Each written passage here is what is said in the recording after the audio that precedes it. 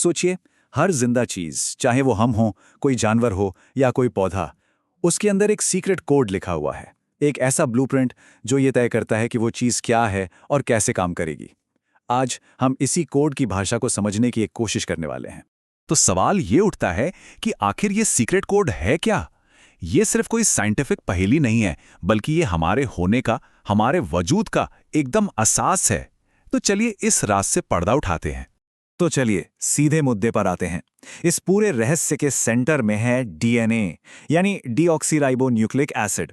इसे ऐसे समझिए जैसे ये हर जिंदा चीज के लिए एक मास्टर इंस्ट्रक्शन मैनुअल हो, एक पूरा का पूरा ब्लूप्रिंट। ये जो ब्लूप्रिंट है, ये क्रोमोसोम्स नाम की चीजों में पैक होता है और यहीं से कहानी और भी मजेदार हो जाती है।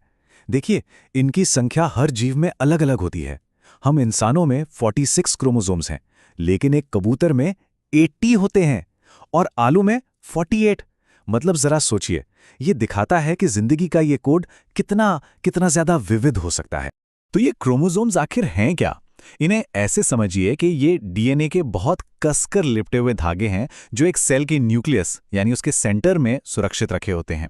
ये हमारी जेनेटिक जानकारी के सुपर ऑर्गेनाइज पैकेज की तरह हैं।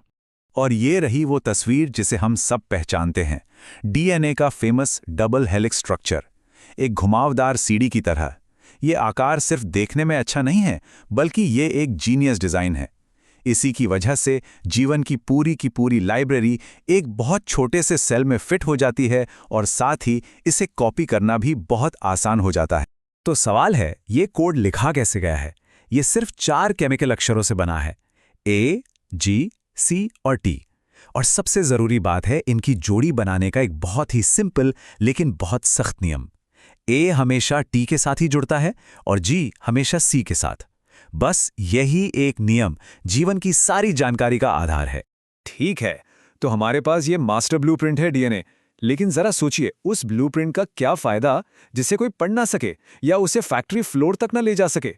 यहीं पर कहानी में एंट्री होती है आरएनए की, जो डीएनए का सबसे जरूरी मैसेंजर है। अब जरा एक पहेली के बारे में सोचिए। अगर डीएनए एक बहुत कीमती ब्लूप्रिंट की तरह न्यूक्लियस के अंदर बंद है, तो सेल के बाकी हिस्सों तक उसके निर्देश कैसे पहुंचते हैं? मतलब प्रोटीन जैसी जरूरी चीजें बनाने का ऑर्डर कैसे दिया जाता है? इसका जवाब है आरएनए, डीएनए का कह सकते हैं एक मेहनती मैसेंजर। ये डीएनए से थोड़ा अलग होता है। ये आमतौर पे सिंगल स्ट्रैंडेड होता है और इसमें टी की जगह यू होता है।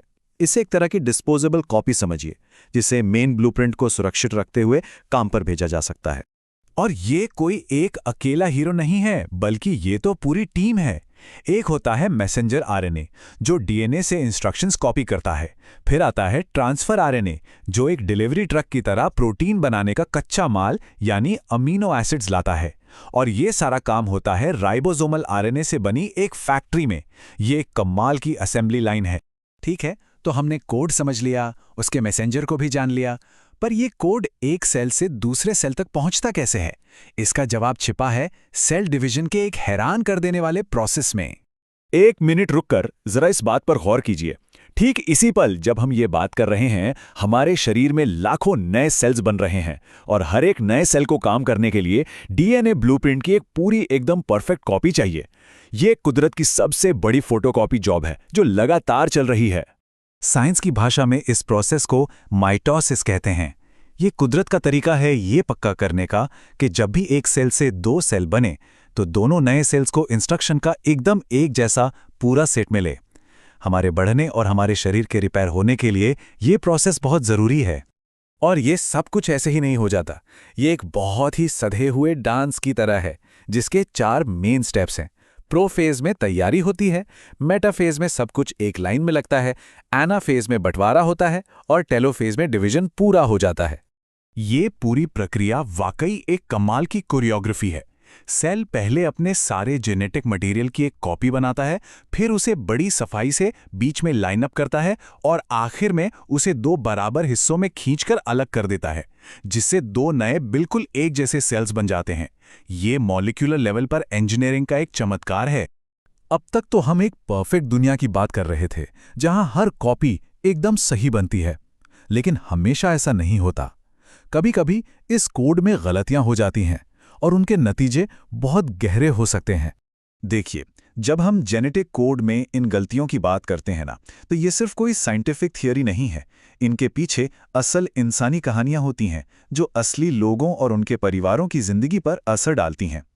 तो सवाल सीधा सा है, क्या होता है जब ये कॉपी करने का प्रोसेस, जो खरबों बार सही होता है, कभी कभार एक छोटी सी गलती कर दे? अगर कोड में एक टाइपो यानी लिखने में एक गलती हो जाए तो?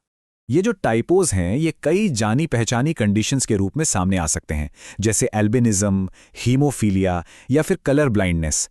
ये सब जेनेटिक कोड में हुए छोटे छोटे बदलावों के नतीजे हैं, लेकिन इनका असर जिंदगी पर बहुत बड़ा होता है। लेकिन कभी-कभी गलती सिर्फ एक अक्षर की नहीं होती, बल्कि बहुत बड़े लेवल पे होती है। जब किसी के अंदर क्रोमोसोम्स की संख्या नॉर्मल से कम या ज्यादा हो जाती है, तो उस कंडीशन को सिंड्रोम कहते हैं। इसके दो कॉमन उदाहरण देखें तो एक है डाउन सिंड्रोम, जो क्रोमोसोम नंबर 21 की एक एक्स्ट्रा कॉपी की वजह से होता है, और दूसरा है टर्नर सिंड्रोम, जो महिलाओं में एक एक्स क्रोमोसोम की कमी से होता है। ये उदाहरण हमें बताते हैं कि ब्लूप्रिंट की क्वालिटी के साथ साथ उसकी क्वांटिटी भी कितनी जरूरी है। तो देखिए, कहाँ हमने एक छोटे से केमिकल लेटर से बात शुरू की थी और कहाँ हम जीवन की इतनी बड़ी जटिलता तक पहुंच गए।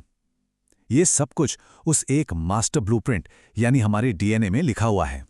ये हमें याद दिलाता है कि जिंदगी अपने आप में कितनी कमाल की चीज है। ये सिर्फ केमिस्ट्री नहीं है, ये एक खूबसूरत भाषा है जो हमें पीढ़ी दर पीढ़ी विरासत में मिलती आई है। और यहीं पर हमारे सामने एक बहुत बड़ा सवाल आकर खड़ा हो जाता है। अब जब हम जीवन के इस कोड को पढ़ना सीख रहे हैं, तो क्या हम एक दिन इसे लिखना भी सीखेंगे? और अगर हाँ, तो हम भविष्य की उस किताब में क्या लिखेंगे?